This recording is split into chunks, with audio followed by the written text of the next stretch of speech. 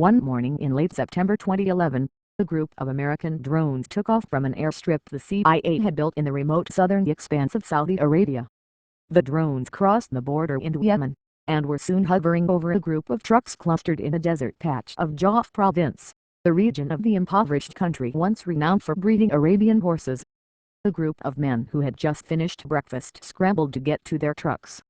One was Anwar al-Awlaki, the firebrand preacher, born in New Mexico, who had evolved from a peddler of internet hatred to a senior operative in Al-Qaeda's branch in Yemen.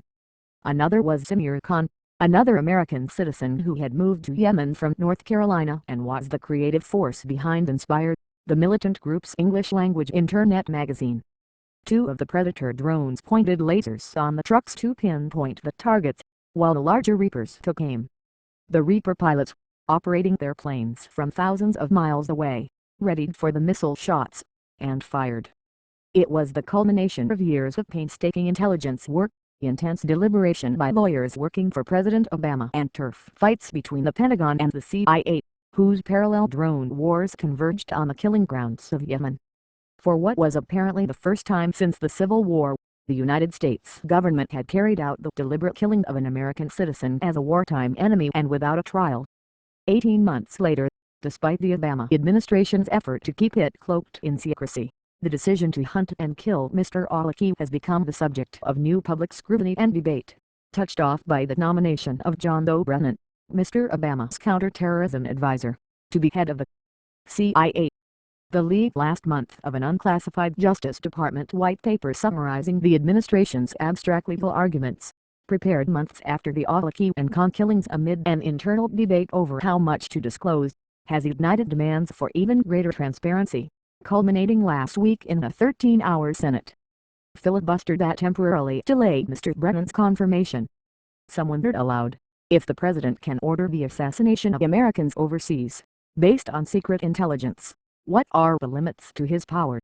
This account of what led to the Awlaki strike, based on interviews with 36 current and former legal and counterterrorism officials and outside experts, fills in new details of the legal, intelligence and military challenges faced by the Obama administration in what proved to be a landmark episode in American history and law.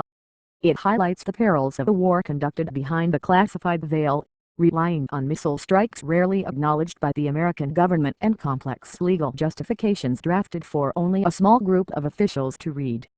The missile strike on September 30, 2011, that killed Mr. Awlaki, the terrorist leader whose death lawyers in the Obama administration believed to be justifiable, also killed Mr. Khan, though officials had judged he was not a significant enough threat to warrant being specifically targeted.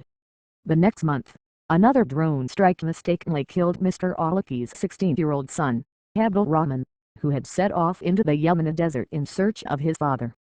Within just 2 weeks, the American government had killed 3 of its own citizens in Yemen. Only one had been killed on purpose. An evolving threat. By the time the missile found him, Mr. Awlaki, 40, had been under the scrutiny of American officials for more than a decade. He first came under FBI investigation in 1999 because of associations with militants and was questioned after the 2001 terrorist attacks about his contacts with 3 of the hijackers at his mosques in San Diego and Virginia.